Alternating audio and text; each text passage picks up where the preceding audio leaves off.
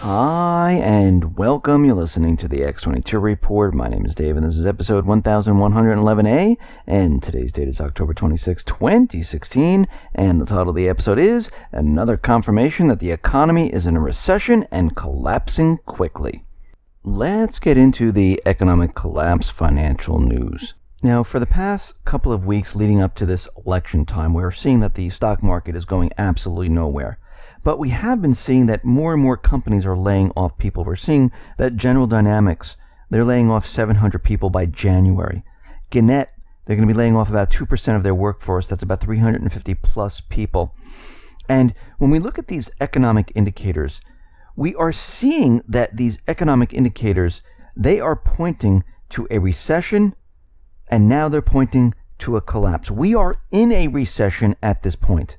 Because when we look at these different economic indicators and we look at these indicators throughout time, we see they're stagnant. Some of them are declining rapidly. For instance, when we look at new home sales or existing home sales, we can see that this has really gone nowhere. And what they do is they play around with the numbers to make us think that the housing market is about to take off. If you notice, those are the words they always use. The real estate market, well, it's getting ready to take off. It's getting ready to really take off and make this economy strong.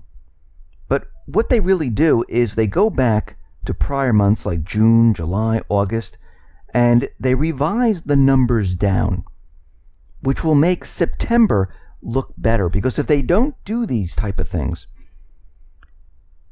it doesn't look good. They can't say, oh, look, in September, new home sales just surged. And this is exactly what they did. They went back in time, they revised the numbers down even further to make September look good. Now, they were expecting about 600,000 sales of new homes. September came in around 593,000. And of course, it rose a lot more than they thought it was going to, but it was below the expectations. And we can see right now, they continually do this to use this type of propaganda amongst the public to convince them that we're doing well. Because people don't remember the prior months. They only remember what they're hearing right now. Ooh, new home sales surged. Existing home sales surged. They don't remember what happened in the prior months. But we're keeping track of everything. And when we look at pending home sales and we look at new home sales, we see right now that they're really going absolutely nowhere. And we can see right now that the real estate market is heading towards this gigantic bubble because we just hit the mark where the prices are even to 2006 at the height of the bubble. Here we are today. And this is without the American public being involved. This is with foreign investors, hedge funds, investment companies, coming in and purchasing homes, buying them, holding them, renting them if they can, but it's all starting to deteriorate. We see Cushman & Wakefield. They released their third quarter 2016 New York City retail rental update, and it's bad news for commercial real estate owners in Manhattan.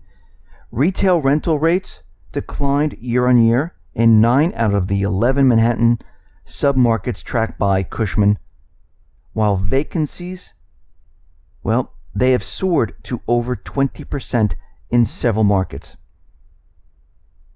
And we see Lower Fifth Avenue right now is registering the highest vacancy rate in the city at 29.3%. Doesn't look good. Today we heard in the corporate media that services PMI surged to 54.8. It's the highest since November of 2015.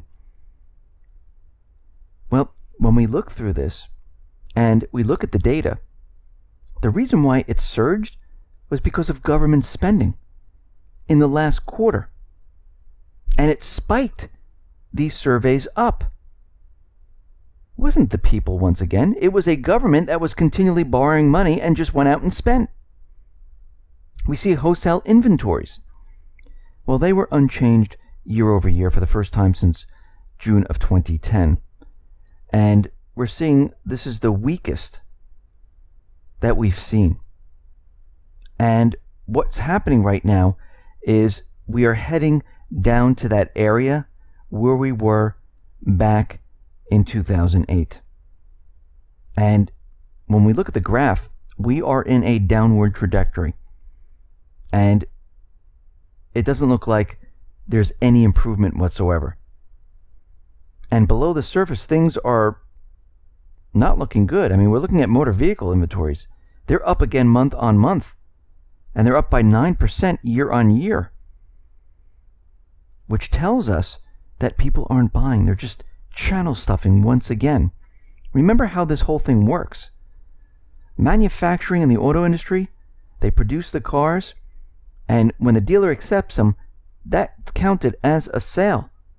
Whatever the dealer does at that point doesn't really matter. So they continually channel stuff these dealers as with much inventory as they possibly can. Now, we're getting another confirmation that we are in a recession. We are in a very weak economy, and this is the weakest economic trend since 2008. For the first time since 2012, the Richmond Fed Business Survey has been in contraction below zero for 3 straight months and 4 of the last 5. Worse still, the 6-month average of the business survey has not deteriorated this fast since the second quarter of 2008. We are in a recession at this point. We are headed towards a collapse.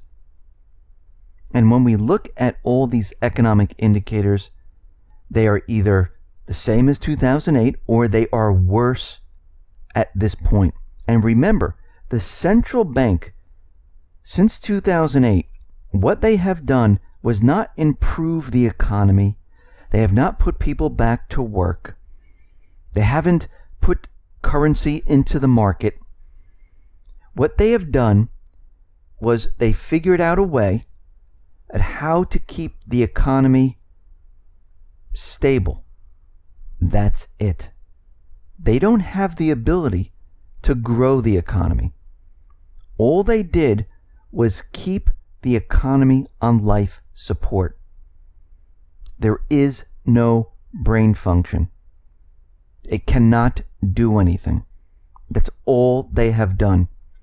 And we're headed to this point right now where the economy is deteriorating very, very quickly, and this life support will not be able to keep the economy running. The debt around the world is unsustainable. We're seeing indicators like retail contracting, people losing their jobs from more corporations. GDP, I mean, we're looking at 1% here, which is absolutely awful. And that's the manipulated number. We're looking at delinquencies. They're on the rise. The Richmond Fed just signaled that this is the weakest economy. The housing market has just reached the top of the bubble, and you know what happens when we reach the top. The whole thing comes crashing down. And when we look at corporate defaults, they are on the rise. Everything is pointing to a collapse of the system. And we know there's problems throughout Europe with Deutsche Bank, with the Italian bank, Monte dei Paschi. And we see right now the Bank of England right now is asking the UK banks to look at their exposure to Deutsche and the Italian banks. So if something should happen, how much exposure is there? Well, we know right now that if they do not bail out or bail in Deutsche Bank, we know this will create a chain reaction throughout Europe, and it will eventually hit the United States. I mean, it'll hit Canada, hit Australia, the UK, but we can see that this will be a major problem.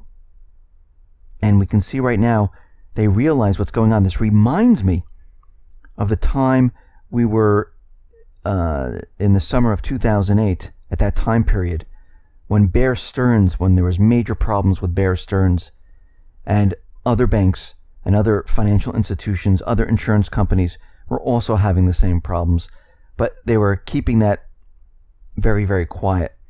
And they were trying to figure out ways of keeping it completely contained. And what we're seeing right now, they're doing the same thing. We have Deutsche Bank, we have the Italian banks, we have many of the US banks where they're looking at them and they're trying to keep everything contained. And they do this because they don't want something to happen where they don't have control over the entire economy collapsing, because they want a controlled demolition. And this reminds me of that year. We have the elections going on right now.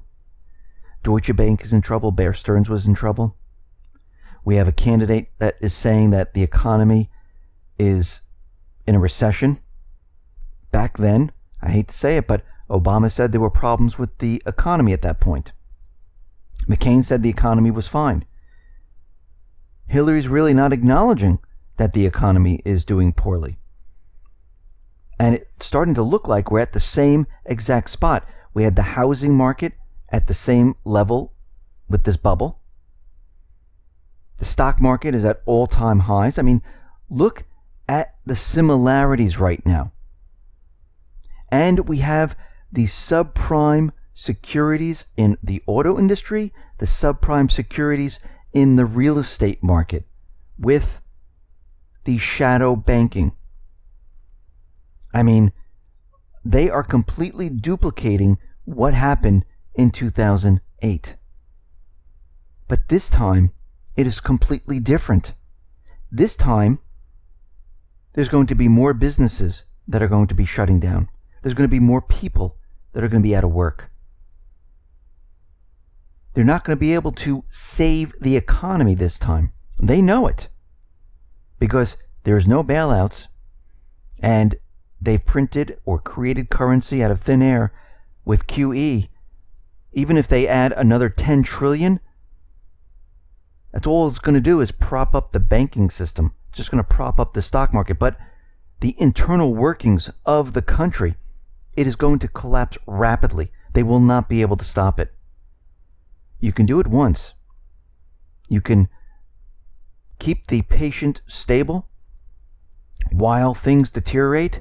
But when things get to a certain point, doesn't matter how much life support you use, this economy, the patient, is going to deteriorate much, much faster. And we've seen this before. This is nothing new here. And this is where we are right now. This is why the Bank of England is asking the UK banks, what is the exposure? How bad is it going to be? And believe me, it's just not the Bank of England. It's the United States, it's Canada, it's Australia, throughout Europe, because everyone knows who's in the inside. They know that once this goes, it's going to be horrific. Listen, everyone, thanks a lot for listening. Be well, be safe, and especially be prepared. Thanks a lot.